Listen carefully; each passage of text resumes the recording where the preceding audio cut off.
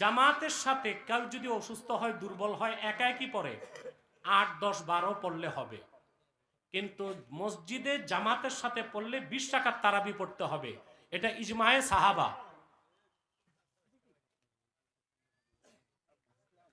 আমিরে মুয়াবিয়া সম্পর্কে আহলুস সুন্নাত ওয়াল জামাতের আকীদা কি? নিঃসন্দেহে হযরত মুয়াবিয়া রাদিয়াল্লাহু তাআলা আনহু জলিলুল কদর সাহাবী, কাতিবে ওহী ছিলেন।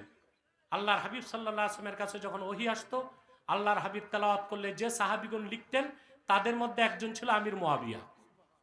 তার ব্যাপারে আহলুস সুন্নাত ওয়াল জামাতের কোনো দ্বিমত নাই। তিনি জলিলুল কদর সাহাবী। ওনাকে তারাই গালিগালাজ করে যারা মুনাফিক, কুখ্যাত শিয়াদের দালাল।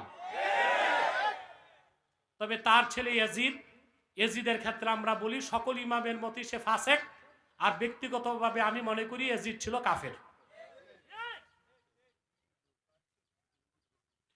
রাসূল সাল্লাল্লাহু আলাইহি সাল্লাম 40 বছর বয়সের নবুয়ত প্রাপ্ত হওয়ার পূর্বে নবী ছিলেন কিনা? জি ছিলেন, সহিহ হাদিস আছে।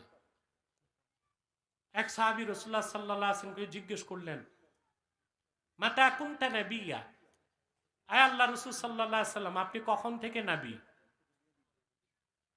আল্লাহর হাবিব বললেন, কুনতু নাবিয়্যা ওয়া আদামু বাইনার রূহি ওয়াল জাসাদ, আদমের দেহ যখন তৈরি হয় নাই তখন থেকে আমি মুহাম্মদ আল্লাহর নবী। তাহলে বোঝা যায় আখিরি নবী মুহাম্মদ সাল্লাল্লাহু আলাইহি ওয়াসাল্লাম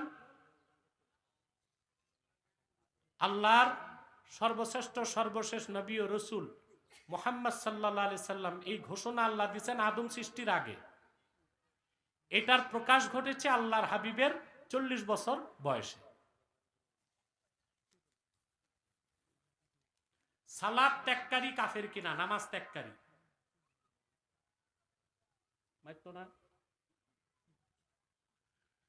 নামাজ ত্যাগকারীর ব্যাপারে ইমাম আহমদ বিন হাম্বল বলেছেন নামাজ পরিত্যাগকারী কাফের, এবং তিনি বলেছেন ইন্না তারিকা সালাতি ইউকাফফার ওয়া ইউকতালু মুরতাদ্দা।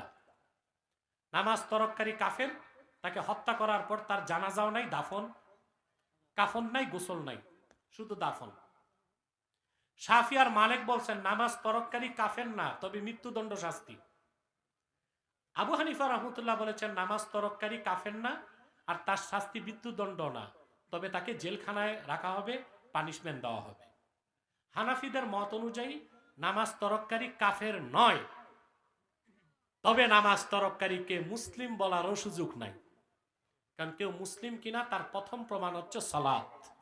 রাসূলুল্লাহ সাল্লাল্লাহু আলাইহি ওয়াসাল্লাম ইরশাদ করেছেন, মান সাল্লা সালাতানা ওয়াস্তাকবালা কিবলাতানা ওয়া আকালা যাবিহাতানা ফাযালিকাল মুসলিম। আমার যে উম্মত ঈমান আনার পরে আমাদের নামাজ পড়লো, আমাদের কিবলা মানলো, আমাদের জবাইকৃত পশুর গোশত খেলো, সে লোকটা মুসলিম। তা নিজেকে মুসলিম প্রমাণ দেবার প্রথম আমল কি? আমাদের সমাজ ব্যবস্থা একজন নেতার যোগ্যতা কেমন হওয়া দরকার?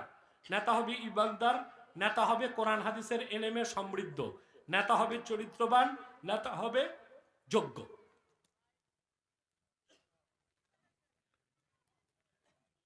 সন্তানের গুনাহের কারণে মৃত বাবা মার কবরে আযাব হয় কিনা? না, হয় না। আল্লাহ বলেছেন না লা তাজিরু ওয়াজিরাতুন উযরা উখরা, একজনের অপরাধে আরেকজনকে শাস্তি দেওয়া হয় না। মায়ের দিক তাকালে কবুল হজের সওয়াব হয়, হ্যাঁ এটা সহিহ হাদিস, মিশকাত শরীফে হাদিস আছে, বাইহাকিতেও আছে। কিন্তু যার মা জীবিত আছেন, প্রতিদিন দেখার সুযোগ হয় না, সে সন্তান কিভাবে এই সওয়াব লাভ করবে? তার উচিত বেশি বেশি মায়ের কাছে যাওয়া ও তার চেহারা দেখা। কোন ব্যক্তি যদি সুদকে অস্বীকার করে তাহলে ওই ব্যক্তির ঈমান থাকবে কিনা? সুদ খাওয়া হারাম, এটা যে অস্বীকার করবে সে কাফের হয়ে যাবে। সুদখোর কাফের না, কিন্তু সুদ খাওয়া হারাম না হালাল এটা যে বলবে সে কি কাফের।